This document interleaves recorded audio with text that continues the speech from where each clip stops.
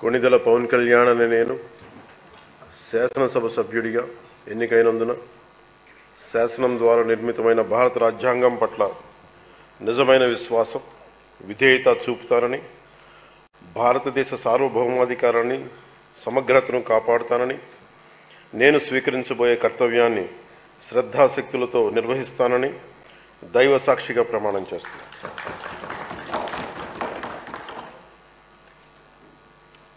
కొణిదెల పవన్ కళ్యాణ్ అని నేను ఆంధ్రప్రదేశ్ శాసనసభ సభ్యుడైన కొణిదెల పవన్ కళ్యాణ్ అని నేను సభా నియమాలకు కట్టుబడి ఉంటానని, వాటిని అనుసరిస్తానని, సభా మర్యాదలను పాటిస్తానని, సాంప్రదాయాలను గౌరవిస్తానని దైవ సాక్షిగా ప్రమాణం చేస్తాను.